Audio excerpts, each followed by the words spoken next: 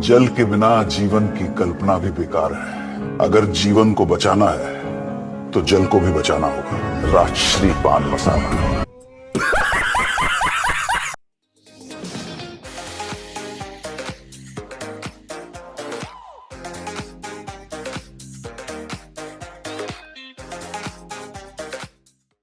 There is absolutely nothing more heartbreaking than to see your favorite actors who at one point of time were at the top of their career and circumstances compel them to take up jobs that are less than flattering.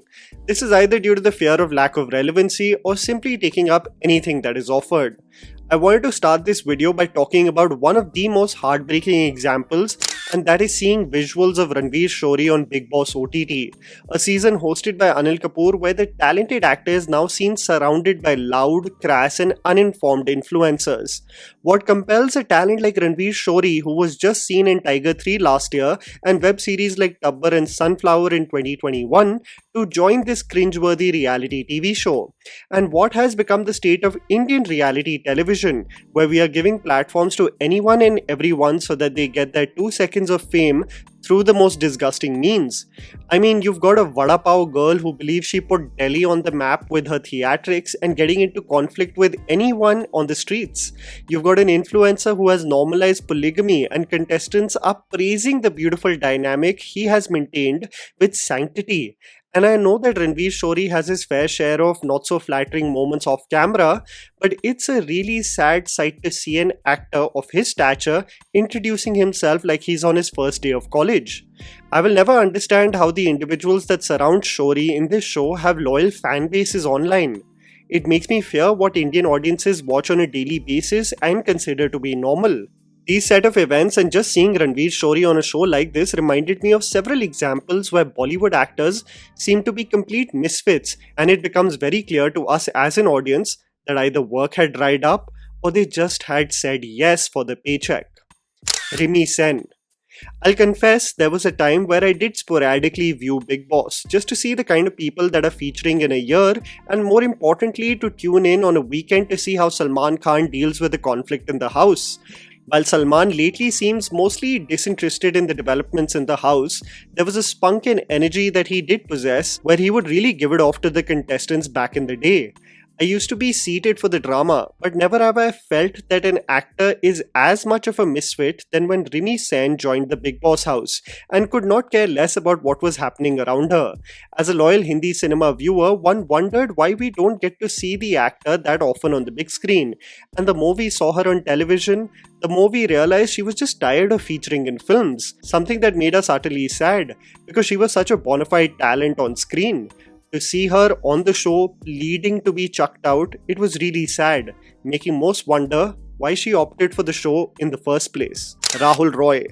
An actor who became a superstar overnight with his debut film that many people don't talk about is Rahul Roy and the stardom he was showered with post Ashiki. This is an actor who was considered to be extremely handsome and charming on screen, and one would assume that only the sky would be the limit. But other than an inconsistent career in the 90s, Rahul found himself only featuring in B-grade films in the latter half of his career. The movies he featured in don't even have official links and posters available. Having tried his stint in Bigg Boss 2, and in the 2010s, the actor was mostly seen in projects that would be suited for the sleazy showcasing on single screens, the theatre that JJ and Heer visited in Rockstar.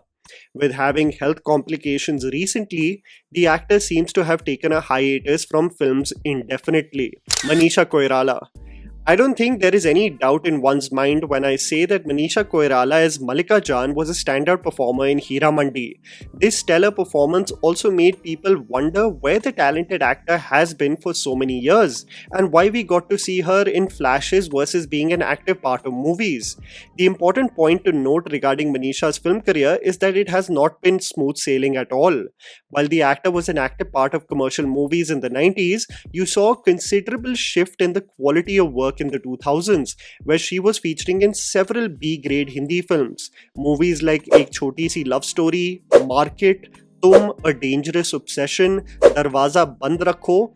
All of these movies were clearly representative of work drying up, and a talented actor like Manisha coasting through crap content. I hope this cycle will not come back into her life as she's proven to be such an asset to film projects. Govinda.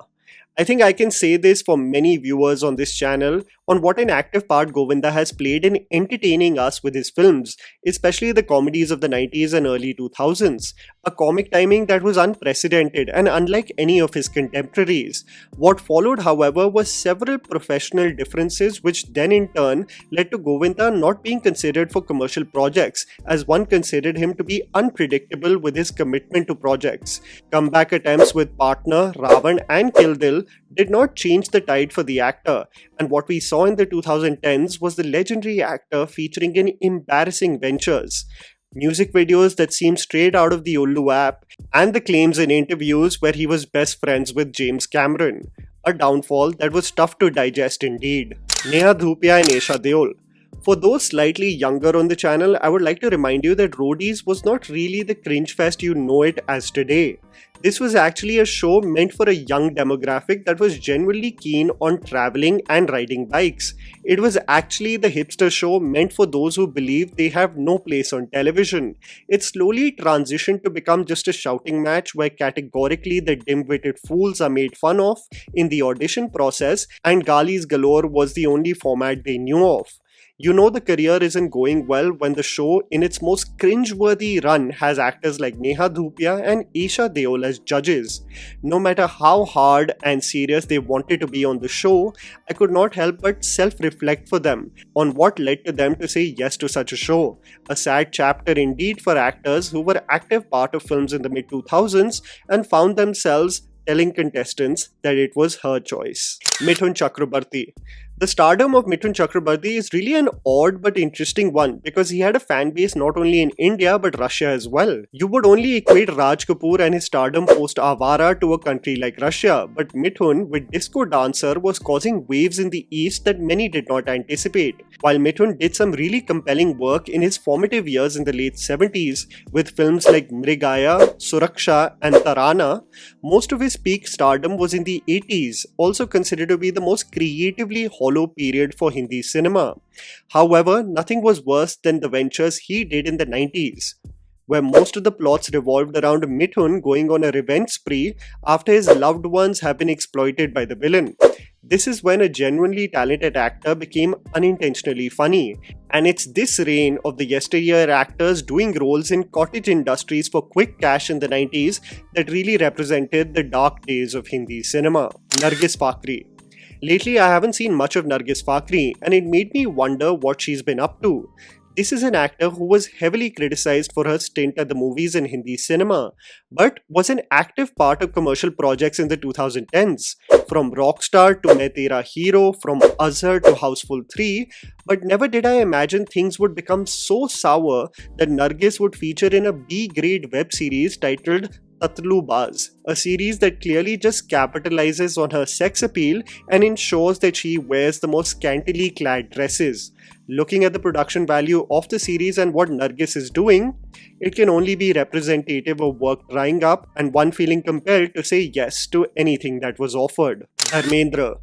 A legend in his truest sense, a versatile and extremely beautiful leading man, Dharmendra had a reign unlike anyone else in the Hindi film industry, playing the charming lead in the 60s and assimilating beautifully in the 70s in the ensemble cast commercial projects.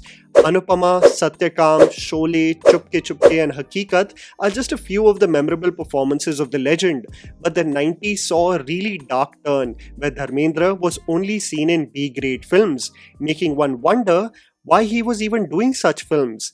Actors way past their prime romancing younger actors and carrying out lewd actions, embarrassing the otherwise loyal audience that fell in love with their films. The movies were so bad that Dharmendra would not even dub for these films, the embarrassing scenes which can be seen on YouTube for free.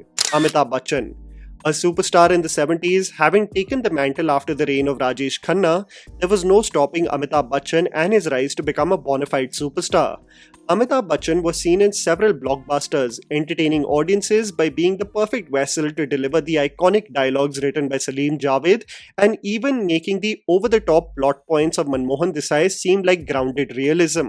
However, Amitabh Bachchan's decision to leave acting and join politics seemed to have a catastrophic impact as life and the industry evolved in his absence. People were not as interested in his films upon his return, and his stint as a producer with ABCL resulted in financial woes. It was embarrassing to see the actor in movies like Mrityu Data, Lal Badshah, and the worst of all, Boom, where Amitabh Bachchan is seen leching at women half of his age. But I guess this is what comes when, as an artist, you're down in the dumps and just compelled to say yes to anything and everything. Thank God for KBC and Mohabbatein so that Amitabh Bachchan could lead a path of resurgence versus irrelevancy.